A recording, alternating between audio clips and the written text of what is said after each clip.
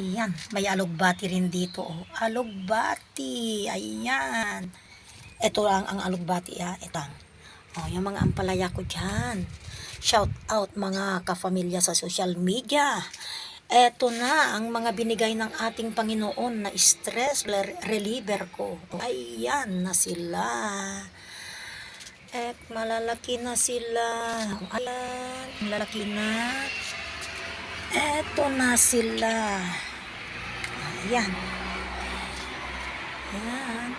At ito, bumili ako ng kangkong sa supermarket. No? Maiiksi lang binili ko, kaya sinadya ko lang talaga, nagtira ng tangkay para mayroon akong itatanim. Mayroon akong tinanim, yan ang lalaki na, tingnan nyo, pwede ng pangsignigang. At saka may kamatis din akong tanim, ayan ang liliit pa, kinuha ko lang kasi sa probinsya, nung Sunday, ay wala ako kasi tanim dito sa terrace ko. Kumuha ako ng ilang piraso, 3. Yan, maliit isa, 2. Tinanim ko lang linggo, tignan nyo yan na.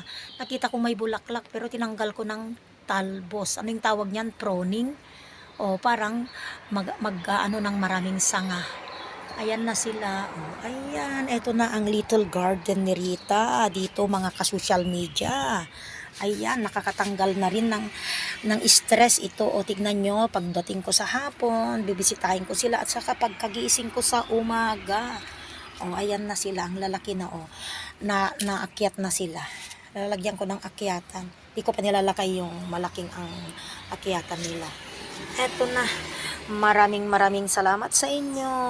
Sana gayahin nyo tong garden ko. Dito lang sa terrace ito. Thank you, bye-bye, God bless us all.